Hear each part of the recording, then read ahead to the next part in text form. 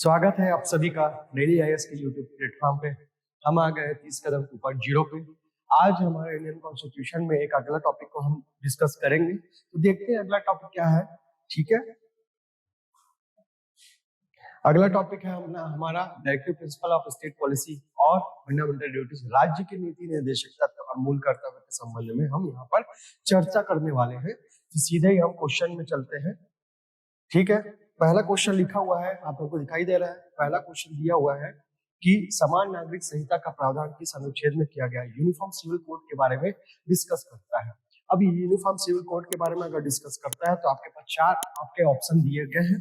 Article 43, 44, 45 और 46, ये चार ऑप्शन आपके पास है।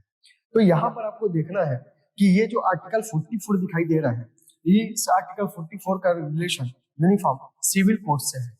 अभी यूनिफॉर्म सिविल कोड क्या होता है कि ऐसा कोड या ऐसा रूल और रेगुलेशन जो हर रिलीजन के लिए या हर कैटेगरी के लिए एक ही जैसा हो।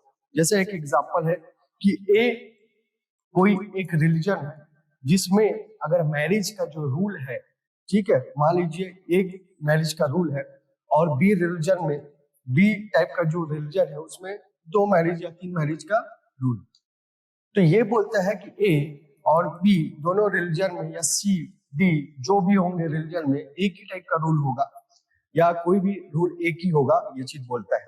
तो ये जो रूल है यूनिफॉर्म सिविल कोड, ये हमारे यहाँ स्टेट में अगर बात करें तो कहाँ है आपका, गोवा में इस चीज को याद। यूनिफॉर्म सिविल कोड में 2 से 3 चीज बेसिस है, जिस बेसिस पे एक ही टाइप के रूल हो सकते हैं। पहला चीज याद रखना, विवाह यानी कि मैरिज में अगर बात करेगा तो ठीक है, डिवोर्स का बात करता है या तलाक का बात करता है तब बात करता है।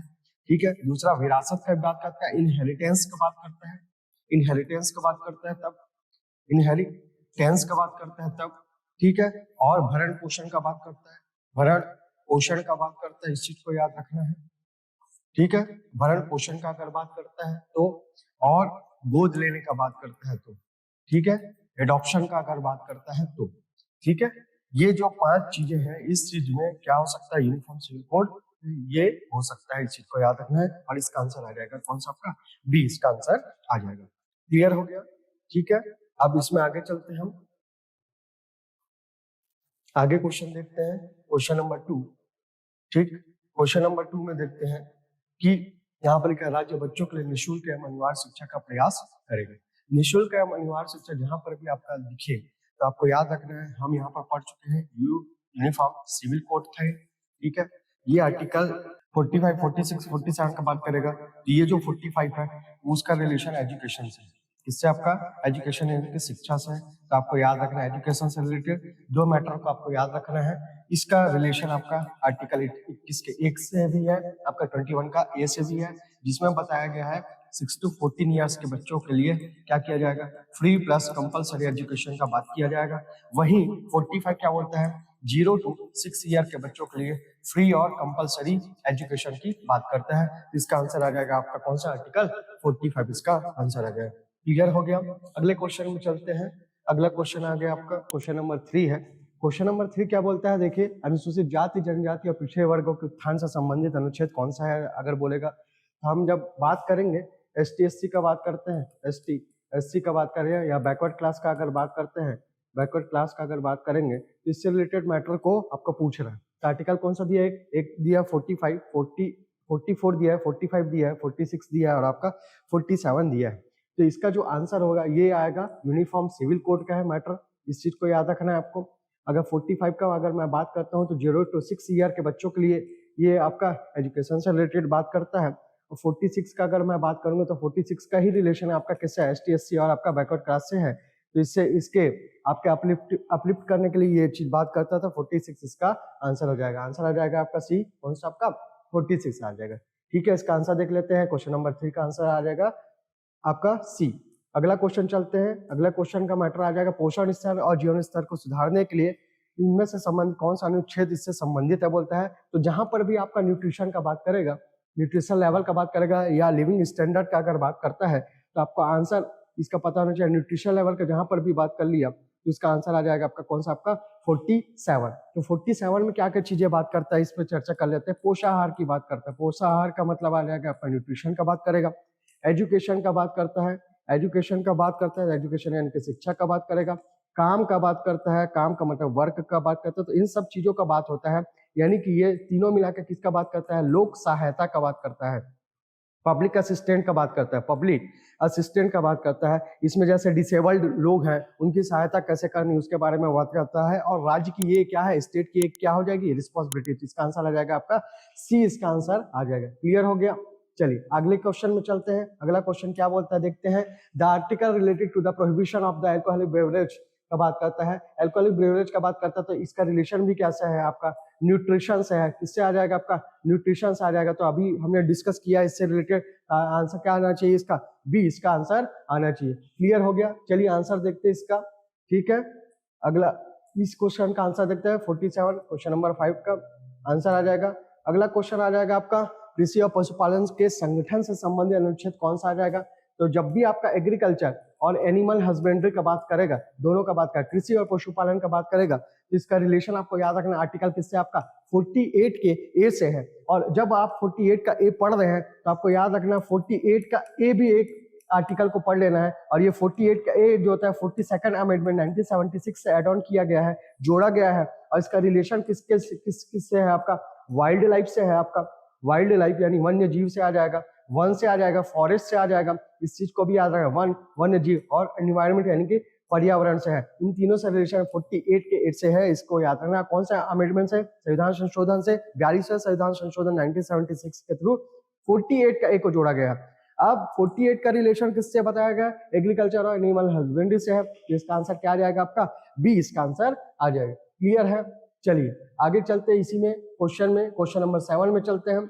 अगला क्वेश्चन आएगा गौवध निषेध किस अनुच्छेद से संबंधित है, यानी कि कॉ स्लॉटर प्रोहिबिटेड है, किसमें बोलेगा। तो आपको पता है अभी ही हमने चर्चा किया है एनिमल हस्बेंड्री और एग्रीकल्चर यानी पशुपालन और कृषि का। तो इसका रिलेशन 48 से है। तो इसका गौवध निषेध बोला गया है कि आप गौ का वध नहीं कर सकते हैं। तो इसमें आएगा आंसर कौन सा, आपका 48 का ए आ जाएगा। क्लियर हो गया।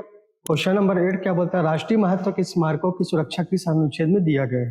राष्ट्रीय महत्व यानी कि यहाँ पर लिखा हुआ है आपका किससे रिलेटेड, आपका नेशनल इंपॉर्टेंस से रिलेटेड का बात करेगा। तो हम बात करते हैं 48, 49, 50 और 51 ये आर्टिकल्स के बारे में दिया गया है। अगर मैं 48 का बात करता हूँ तो ये एनिमल हस्बेंड्री और आपका एग्रीकल्चर का बात करता है। 49 का बात करते हैं 50 और 51। तो 51 चलेंगे तो ये आपका इंटरनेशनल पीस का बात करेगा, अंतरराष्ट्रीय शांति का बात करेगा। 50 का बात करेंगे तो ये सेपरेशन का बात करता है, एग्जीक्यूटिव और आपका जुडिशरी के बीच में सेपरेशन का बात करता है। तो इसका आंसर क्या आ जाएगा, नेशनल इंपॉर्टेंस के बारे में बात करेगा। इसका आंसर आ जाएगा आपका कौन सा, 49 इसका आंसर आ जाएगा। क्लियर। अब इसका आंसर देख लेते हैं हम 49। ठीक है, क्वेश्चन नंबर 8 का आंसर 49 हो गया। अगला क्वेश्चन में चलते हैं। अगला क्वेश्चन देखते हैं, कार्यपालिका को न्यायपालिका से अलग करता है। तो अभी डिस्कस किया मैंने, किसको बात किया, आपका सेपरेशन का बात किया, एग्जीक्यूटिव फ्रॉम द जुडिशरी का बात किया। तो आंसर इसका हमने क्या लिया था, आपका आंसर आया था कौन सा, आपका आर्टिकल 50 का आंसर आएगा। ठीक है, तो ये क्वेश्चन नंबर 9 का जो आंसर आ जाएगा आर्टिकल 50 आ जाएगा। अगला क्वेश्चन देखते हैं, इसी में बात करते हैं। अगला क्वेश्चन दिया हुआ है the article related to the international peace. International peace जहां पर भी आएगा आपका आंसर आ जाएगा कौन सा आर्टिकल, आर्टिकल 51 का बात करेगा। ये इंटरनेशनल पीस का बात करते हैं इसमें, तो इंटरनेशनल पीस है यानी कि आंसर आपका सी आर्टिकल आ जाएगा। क्लियर हो गया। अब इसका आंसर देखते हैं, सी इसका आंसर है। अगला क्वेश्चन चलते हैं। अगला क्वेश्चन का अगर बात करेंगे तो दिया हुआ है समान नागरिक संहिता किस प्रकृति का प्रावधान है, किसका बात करता है, यूनिफॉर्म सिविल कोड का बात करता है। यूनिफॉर्म सिविल कोड के से संबंधित आर्टिकल कौन सा है, आपका आर्टिकल 44 है, इसको याद रखना है। यूनिफॉर्म सिविल कोड के बारे में हमने डिस्कस कर चुके हैं इसमें, और ये यूनिफॉर्म सिविल कोड का बात करता है। तो ये पार्ट 4 का हिस्सा है इसका। पार्ट 4 क्या है आपका, डीपीएसपी है, directive principle of state policy. और ये कहाँ से आता है, 36 से आपका 51 का बात करता है। तो अगर इस ऑप्शन में देखेंगे क्या ये फंडामेंटल राइट से रिलेटेड है, तो नहीं आ जाएगा। लीगल राइट से रिलेटेड है तो नहीं आएगा। किससे आ जाएगा, डीपीएसपी, यानी कि इसका भी आंसर क्या आ जाएगा, आपका सी इसका आंसर आ जाएगा। यानी कि नीति निदेशक तत्व का संबंध आपका समान नागरिक संहिता से है। आर्टिकल कौन सा आ जाएगा, अनुच्छेद कौन सा आ जाएगा, आपका 44 आ जाएगा। क्लियर हो गया। चलिए इसका आंसर देख लेते हैं। अगले क्वेश्चन में चलते हैं, हम देखते हैं अगला क्वेश्चन। ठीक है, अगला क्वेश्चन क्या बोलता है, article 45 related to which age group बोलता है। तो आर्टिकल 45 का रिलेशन मैं बताया था एजुकेशन से है, शिक्षा से है, आपका याद रखना है। और शिक्षा कैसे है आपका बोलता है, आपका तो शिक्षा आपको याद रखना है आपका, ये कंपलसरी बोलता है, अनिवार्य शिक्षा का बात करता है, एजुकेशन का बात करता है। तो अनिवार्य शिक्षा किसको, तो 0 से 6 ईयर के बच्चों को ये लिया जाता है। तो यहाँ पर अगर ऑप्शन में देखेंगे तो पहले ही ऑप्शन दिख रहा है 0 से 6 ईयर का, तो आंसर क्या आ जाएगा आपका 0 से 6 ईयर का आ जाएगा। यहाँ से आयु वर्ग को लिया जाता है, तो इसका आंसर ए आ जाएगा। क्लियर हो गया। अगला क्वेश्चन चलते हैं इसी में, अगले क्वेश्चन में डिस्कस करते हैं। तो अगला क्वेश्चन क्या दिया है, आर्टिकल 46 का आपका ऑब्जेक्टिव या मेन ऑब्जेक्टिव क्या है या मुख्य उद्देश्य क्या है आ जाएगा। तो आर्टिकल 46 का रिलेशन किससे आ जाएगा, आर्टिकल 46 का रिलेशन आपको याद रखना है। आर्टिकल 46 का अगर मैं बात करता हूं तो आर्टिकल 46 का रिलेशन आपका एजुकेशन शिक्षा, और आपका बात करेंगे तो लोक सहायता का बात करते हैं, आपका पब्लिक आपका असिस्टेंट का बात करते हैं, और किसका बात करेंगे इसी में, कार्य का बात करेंगे, वर्क का बात करेंगे। और ये लोक सहायता का मतलब आपका जैसे कि डिसेबल्ड लोग हैं, आपका विकलांग लोग हैं या दिव्यांग लोग बोला जा सकता है, उनकी सहायता के लिए। तो ये सब किससे रिलेटेड है, ये सब चीजें किससे रिलेटेड है, तो एक सोसाइटी से रिलेटेड है, और सोसाइटी से रिलेटेड है तो इसका आंसर भी क्या आएगा, सोशल आपका जस्टिस से रिलेटेड आ जाएगा, तो सामाजिक न्याय से संबंधित आ जाएगा। तो इसका आंसर आ जाएगा आपका कौन सा, बी इसका आंसर आ जाएगा। इस चीज को आपको याद रखना है। क्वेश्चन नंबर 14 में बोला है आपका पब्लिक हेल्थ के बारे में। तो अभी इसके जस्ट पहले ही हमने डिस्कस किया था पब्लिक हेल्थ के बारे में, लोक सहायता का बात किया था, पब्लिक इंटरेस्ट का बात किया था। लोक सहायता में लोक स्वास्थ्य भी आता है, इस चीज को याद रखना है। लोक स्वास्थ्य आता है तो लोक स्वास्थ्य नहीं पब्लिक हेल्थ का बात हुआ, और पब्लिक हेल्थ का बात होगा आर्टिकल कौन सा आपका 47। तो इसका आंसर आपका कौन सा आ जाएगा, आपका 47 इसका आंसर आ जाएगा। चलिए आंसर देख लेते हैं, इसमें 47 इसका आंसर है। अगले क्वेश्चन में चलते हैं हम। अगला क्वेश्चन क्या है, अगला क्वेश्चन बोलता है 48 का ए किससे रिलेटेड है, कौन सा सब्जेक्ट मैटर से रिलेटेड है। तो आपको याद रखना है, मैंने बताया था 48 का एक अगर मैं डिस्कस करूंगा तो ये जो आता है आर्टिकल जो है, ये आर्टिकल कौन से अमेंडमेंट से, 42nd अमेंडमेंट 1976 से ऐड किया गया है। इस चीज को याद रखना है। इसका सब्जेक्ट मैटर क्या है, इसका सब्जेक्ट मैटर फॉरेस्ट यानी कि वन, और वाइल्ड लाइफ यानी कि आपका वन्य जीव, और क्या आ जाएगा, इन्वायरमेंट आ जाएगा यानी कि आपका पर्यावरण। इन तीनों से संबंधित है। तो इन तीनों से संबंधित में ऑप्शन देख लेते हैं। पहला ही ऑप्शन दिख रहा है forest and wild life conservation का बात करता है, तो इसका आंसर भी क्या आ जाएगा, ए इसका आंसर आ जाएगा। तो आपको याद रखना 48 का ए का रिलेशन किससे है, फॉरेस्ट, वाइल्ड लाइफ और एनवायरमेंट के कंजर्वेशन से है या प्रोटेक्शन से आ जाएगा। क्लियर हो गया। अब इसमें आगे चलते हैं। अगला क्वेश्चन आ जाएगा आपका, यहाँ पर दिखाई दे रहा है न्यायपालिका की स्वतंत्रता को मजबूत करने का अनुच्छेद है। तो न्यायपालिका का बात हमने क्या किया था, अभी बात किया था, जुडिशरी का बात किया था और एग्जीक्यूटिव का बात किया था। दोनों के बीच के सेपरेशन का बात किया था, पृथककरण का बात किया गया था। पृथककरण का, तो पृथककरण का किस में बात हुआ था, आर्टिकल कौन सा आ जाएगा आपका 50। तो यहाँ पर अगर 50 दिख रहा है, बी आपका आंसर इसका सही होगा। इस चीज को आपको याद रखना है। क्लियर हो गया। अगला क्वेश्चन चलते हैं, इसी में हम बात करते हैं कौन सा, आपका अंतरराष्ट्रीय कानून का बात करता है, इंटरनेशनल लॉ का बात करता है और ट्रीटीज का बात करता है। इंटरनेशनल लॉ और ट्रीटीज क्यों, ट्रीटीज लाने के लिए, किसके लाने के लिए, पीस लाने के लिए, शांति लाने के लिए बात की जाती है। और जब मैं इंटरनेशनल पीस का बात करूंगा यानी अंतरराष्ट्रीय शांति का बात करूंगा, तो आंसर आएगा इसका कौन सा, आर्टिकल आपका 51 आएगा। तो इसका भी आंसर क्या आ जाएगा आपका 50 यानी कि अनुच्छेद 51 इसका आंसर होगा। इस चीज को आपको याद रखना है। क्लियर हो गया। अगला क्वेश्चन चलते हैं, इसी में देखते हैं। अगला क्वेश्चन बोलते हैं आर्टिकल 51 का रिलेशन किससे, तो हम देखें इंटरनेशनल लेवल से रिलेटेड था ये मैटर।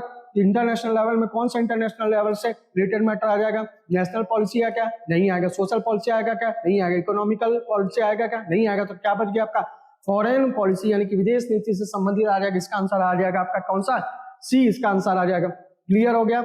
अगला क्वेश्चन चलते हैं। अगले क्वेश्चन में हम देखते हैं, अगला क्वेश्चन बोलता है 44 का पालन करना किस पर निर्भर करता है। तो याद रखना है आपको, हम जब बताए थे DPSP directive principle of state policy यानी कि राज्य के नीति निर्देशक तत्वों का बात होता है, तो राज्य का रिस्पॉन्सिबिलिटी है, राज्य की रिस्पॉन्सिबिलिटी है कि वो वेलफेयर सोसाइटी बनाएगी। क्या बनाएगी, लोक कल्याणकारी राज्य को बनाने का काम करेगी। और इस चीज को याद रखना, इसके लिए इसका काम क्या है, किसकी रिस्पॉन्सिबिलिटी की बात करना है, स्टेट का। तो स्टेट का मैटर कहीं पर भी आपको ऑप्शन में दिखे तो वही इस क्वेश्चन का क्या होगा, आंसर होगा। तो देखते हैं, द कोर्ट ये नहीं होगा, द प्रेसिडेंट ये भी नहीं होगा, द सिटीजन्स ये भी नहीं होगा। तो आंसर क्या आ जाएगा, द स्टेट यानी कि राज्य इसका आंसर होगा, सी इसका आंसर होगा।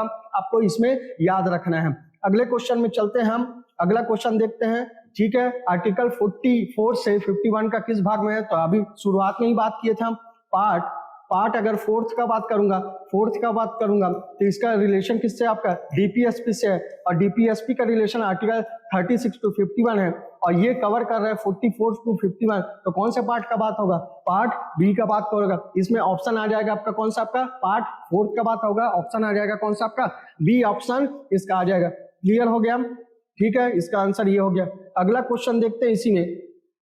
अगला क्वेश्चन, माता पिता को अपने बच्चों की शिक्षा दिलाने का निर्देश किस कर्तव्य में दिया गया है। पहला तो ये कर्तव्य को याद रखना है, ये डीपीएस आपका ये निर्देश दिया गया है, इसका रिलेशन आपका मूल कर्तव्य से है। किससे, आपका मूल कर्तव्य से है, इस चीज को याद है। आर्टिकल किस में दिया गया, 51 के ए का मैटर है। मूल कर्तव्य यानी कि आपका फंडामेंटल ड्यूटी का बात करता है, और फंडामेंटल ड्यूटी किसके लिए, पेरेंट्स के लिए बोलता है, और पेरेंट्स के लिए अगर बोलेगा तो इसका रिलेशन किससे आ जाएगा, प्रोवाइडिंग एजुकेशन, प्रोवाइड करने का बात करेगा, तो इसका आंसर आ जाएगा आपका ए। क्लियर हो गया, इसका आंसर देख लेते हैं एक बार। शिक्षा उपलब्ध कराना इसका आंसर होगा, आपको याद रखना है। अगले क्वेश्चन में चलते हैं, इसी में बात करते हैं। अगला क्वेश्चन, पर्यावरण की रक्षा और सुधार किस मूल कर्तव्य में कहा गया है। किस मूल कर्तव्य में कहा गया है, तो पेइंग टैक्सेस, तो ये रिलेट नहीं हो सकता। नेशनल डिफेंस का बात करेंगे, ये भी चीज नहीं हो सकता। साइंटिफिक टेम्पर का बात करेंगे, ये भी नहीं होगा। तो क्या हो जाएगा, इन्वायरमेंटल प्रोटेक्शन का बात करेगा, तो इसका ही आंसर आ जाएगा सी, यानी कि पर्यावरण संरक्षण इसका होगा। क्लियर हो गया आपको। चलिए अगला क्वेश्चन में चलते हैं। इसमें अगले क्वेश्चन में देखते हैं आपका क्वेश्चन नंबर 39 किससे रिलेटेड है, बोलता है यूनिफॉर्म सिविल कोड से। तो यूनिफॉर्म सिविल कोड का मैटर क्या है, article 44। Establishment of the gram panchayat, इसका रिलेशन कौन सा है, आर्टिकल 40 से है। इक्वल आपका distribution of the means of the livelihood, इसको अभी रखते हैं। और लास्ट आ जाएगा independence of the judiciary, independence of the judiciary का आर्टिकल 50। तो इसका रिलेशन किससे आ जाएगा, इसका रिलेशन डायरेक्टली याद रखना है, लाइवलीहुड से आ जाएगा आपका। किससे आ जाएगा, लाइवलीहुड यानी कि आजीविका से आ जाएगा, आर्टिकल 39। तो इसका आंसर क्या आ जाएगा, सी इसका आंसर आ जाएगा। क्लियर हो गया। सार्वजनिक संपत्ति की रक्षा किस कर्तव्य का भाग है। पहले चीज याद रखना है आपको, यहाँ पर प्रॉपर्टी का, पब्लिक प्रॉपर्टी का बात करना है। पब्लिक प्रॉपर्टी का रिलेशन किससे आ जाएगा, पब्लिक से।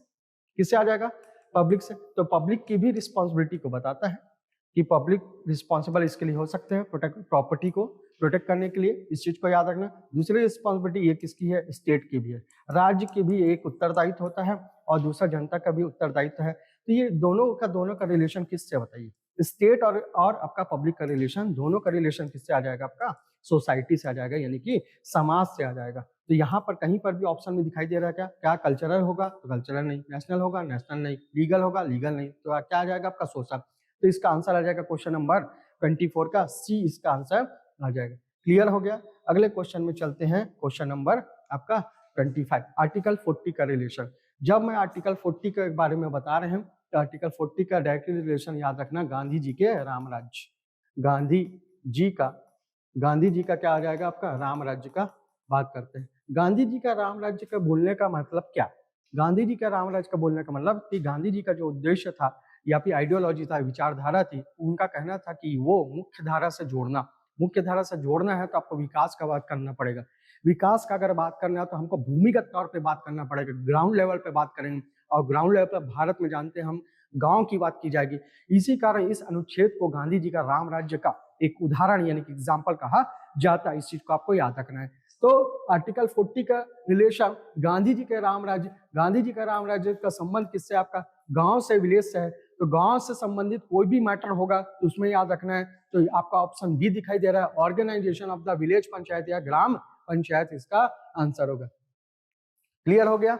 ये हो गया आपका क्वेश्चन नंबर 25। क्वेश्चन नंबर 26 बोलता है कि आपका which article contains the directive to improve the living condition of the workers का बात करता है। तो इसमें से आपको 4 ऑप्शन दिखाई दे रहे हैं, 43, 44 और आपका 41 और 39।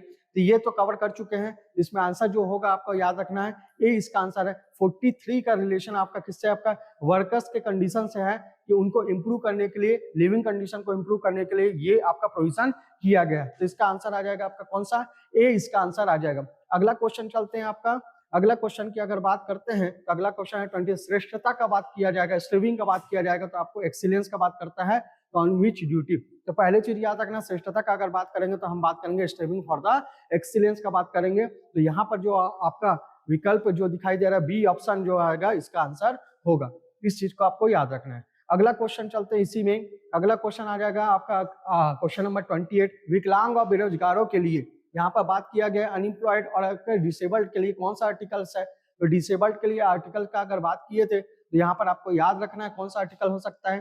तो यहाँ पर अगर बात करेंगे तो कौन सा आर्टिकल होगा, आर्टिकल 41 होगा। क्यों होगा आर्टिकल 41, तो 3 चीजों का बात करता है। पहला ही चीज को याद रखना आपका लोक सहायता यानी कि पब्लिक असिस्टेंस का बात करता है, दूसरा शिक्षा का एजुकेशन का बात करता है, और तीसरा कार्य का बात करता है, वर्क का बात करता है। तो ये सबको मिलाएंगे तो क्या आ जाएगा आपका, यहाँ पर आपका डिसेबल्ड लोगों के लिए भी बात होगा, यहाँ पर अनएम्प्लॉयड लोगों के लिए भी बात होगा। तो आर्टिकल 41 ही इसका आंसर हो जाएगा, इस चीज को आपको याद रखना है। क्लियर हो गया, विकलांग और बेरोजगारों वाला का आंसर आ जाएगा आपका आर्टिकल 41। अगले क्वेश्चन में चलते हैं। अगला क्वेश्चन आ जाएगा राष्ट्रीय महत्व के पशुओं की नस्ल में सुधार किस अनुच्छेद में दिया गया है। पशुओं के नस्ल में सुधार का बात करता है, ब्रीड्स में आपका इंप्रूवमेंट का अगर बात करेगा तो आपको याद रखना है, हमने पढ़ा था आपका कौन सा आर्टिकल 48 में, क्या पढ़ा था, एग्रीकल्चर प्लस एनिमल हस्बेंड्री के बारे में, पशुपालन और कृषि के बारे में हमने चर्चा की थी। तो पशु और कृषि के बारे में जब चर्चा की है तो पशुओं के बारे में भी यहाँ पर बात होगा। तो इसका आंसर क्या आ जाएगा आपका 48 आ जाएगा। ठीक है, ठीक है, आगे समझ में। अब लास्ट क्वेश्चन में चलते हैं हम। लास्ट क्वेश्चन देखते हैं क्या चीज दिया है। इसका भी रिलेशन बोलता है आपका किसी एनिमल स्लॉटर से रिलेटेड बोलता है, पशु हत्या निषेध का बात करेगा। तो इसका भी आंसर आपको क्या लेना है, आपका ए आंसर आपको लेना है। ठीक है, तो ये हो गया आपके क्वेश्चन, 30 क्वेश्चन हो गए। अगले आपके क्लास में हम और भी टॉपिक्स के डिस्कशन करेंगे। बने रहिए आपके डेली एस के यूट्यूब प्लेटफॉर्म के साथ। जय हिंद, जय भारत, जय छत्तीसगढ़।